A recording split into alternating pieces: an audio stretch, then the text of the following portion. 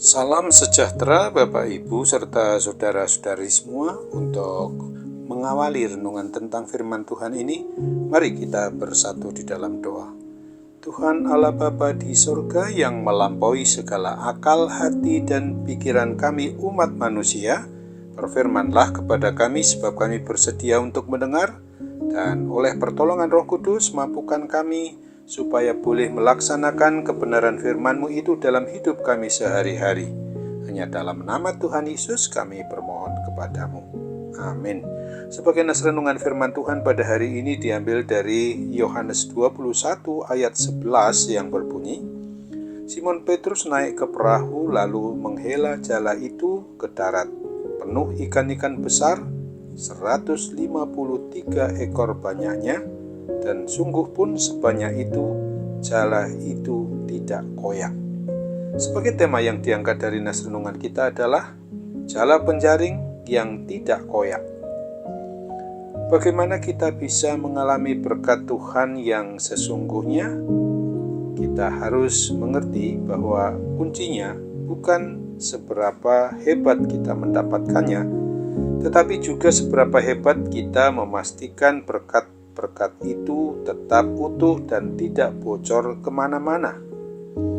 Harus ada keseimbangan antara mencari dan mengelola. Jika tidak seimbang, maka sulit sekali membuat lumbung kita menjadi penuh. Jika kita pintar mengelola tetapi tidak pintar di dalam mencari, maka lumbung kita juga tidak akan bertambah-tambah isinya. Sebaliknya, jika kita pintar mencari tetapi tidak pintar mengelola, maka hasil panen kita akan tercecer di mana-mana, sehingga lumbung kita tidak penuh juga.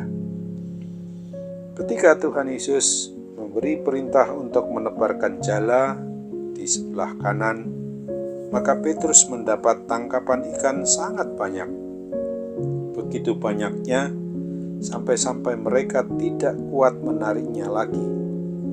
Akan tetapi yang hebat dalam kisah ini adalah sungguh pun penuh ikan.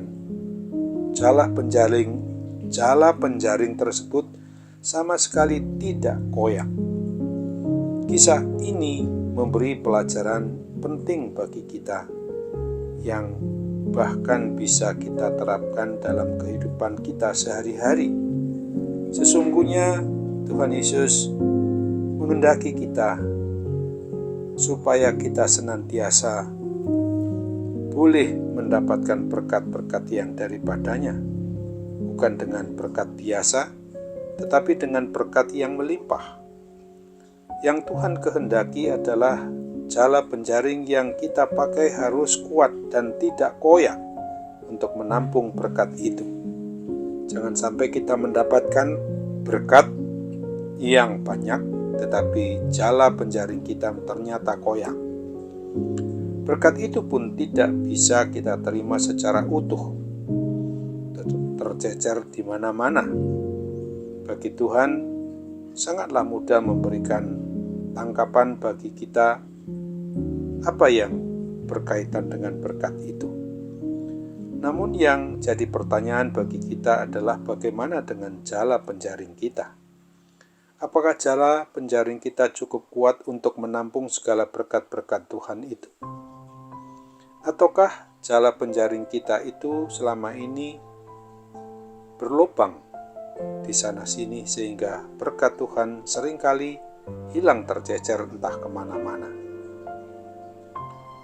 Mari kita sungguh-sungguh mau untuk senantiasa lebih berhikmat, tetapi juga tidak memiliki kondisi finansial yang baik, namun tetap berhikmat yang daripada Tuhan.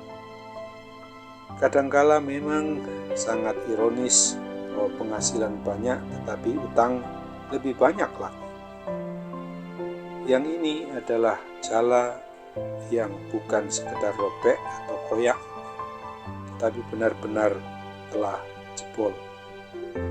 Sebelum kita meminta ini dan itu kepada Tuhan, maka marilah kita periksa terlebih dahulu tentang jala penjaring kita.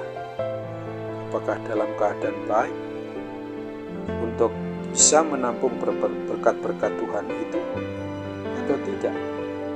Dan sekaligus, apakah kita juga sudah menyalurkan berkat-berkat yang datang kepada kita setelah kita menyadari bahwa hidup kita ini sebagai orang yang beriman dan percaya kepada Kristus adalah menjadi saluran berkat setelah kita sendiri boleh menerima berkat itu, sehingga makin kita banyak memberi, makin banyak kita menerima pula.